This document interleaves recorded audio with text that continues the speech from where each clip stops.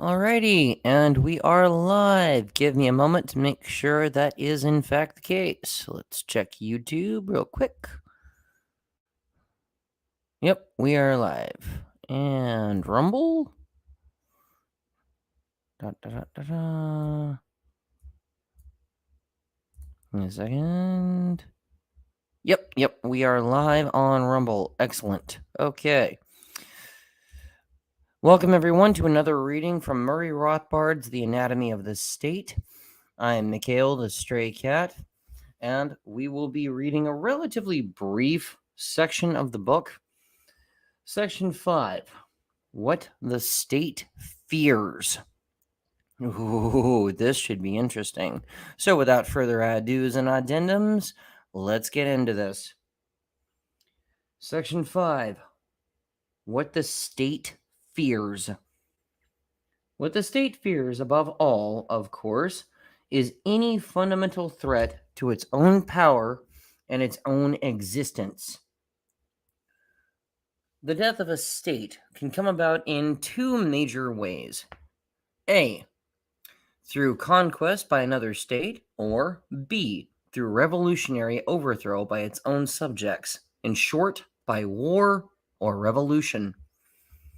War and revolution, as the two basic threats, invariably arouse in the state rulers their maximum efforts and maximum propaganda among the people. As stated above, any way must always be used to mobilize the people to come to the state's defense in the belief that they are defending themselves. The fallacy of that idea becomes evident when conscription is wielded against those who refuse to defend themselves and are therefore forced into joining the state's military band. Needless to add, no defense is permitted them against this act of their own state. Wow, doesn't that sound oddly familiar? In war, state power is pushed to its ultimate and under the slogans of defense and emergency. It can impose a tyranny upon the public such as might be openly resisted in time of peace. War thus provides many benefits to a state, and indeed, every modern war has brought to the warring peoples a permanent legacy of increased state burdens upon society. War, moreover, provides to a state tempting opportunities for conquest of land areas over which it may exercise its monopoly of force. Randolph Byrne was certainly correct when he wrote that, quote, "War is the health of the state," unquote. But to any particular state, a war may spell either health or grave injury. Bulletin point 35. Excuse me. We have seen that essential to the state is support by the intellectuals, and this includes support against their two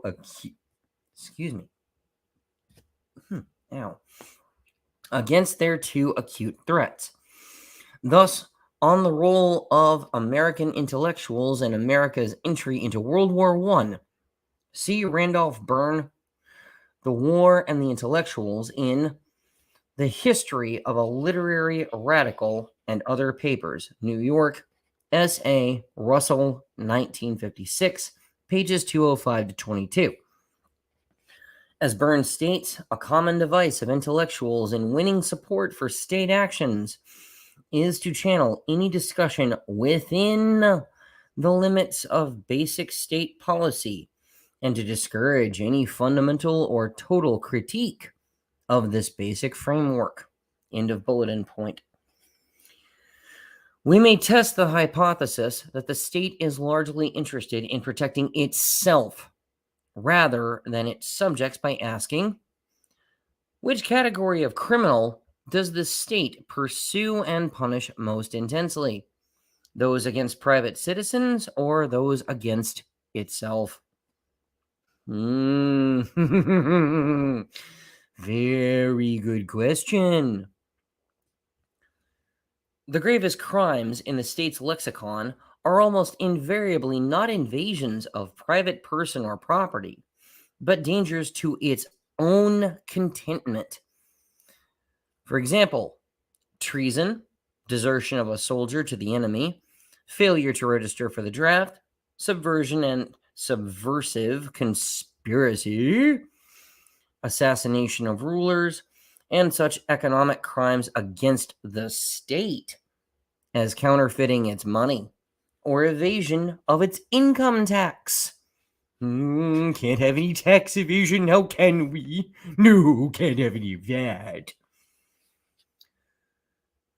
Or compare the degree of zeal devoted to pursuing the man who assaults a policeman with the attention that the state pays to the assault of an ordinary citizen. Ooh, doesn't that sound oddly familiar? Yet, curiously, the state's openly assigned priority to its own defense against the public strikes few people as inconsistent with its presumed raison d'etre. Bulletin point 36. As Mencken puts it in his inimitable fashion, quote, "This gang, the exploiters constituting the government, is well nigh immune to punishment.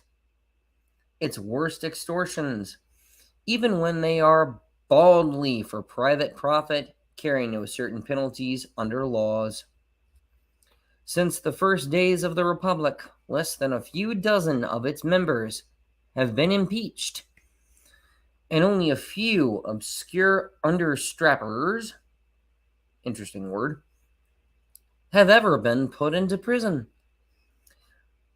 The number of men sitting at Atlanta and Leavenworth for revolting against the extortions of the government is always 10 times as great as the number of government officials condemned for oppressing the taxpayers to their own gain."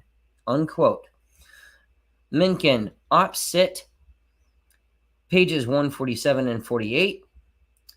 For a vivid and entertaining description of the lack of protection for the individual against incursion of his liberty by his protectors, see H.L. Mencken, The Nature of Liberty in Prejudices, a Selection, New York Vintage Books, 1958, pages 138 through 43. And as relatively brief as that was, that concludes Part 5 of Murray Rothbard's The Anatomy of the State. I'll be coming back live here later this afternoon. Until then, as always, live free or die trying.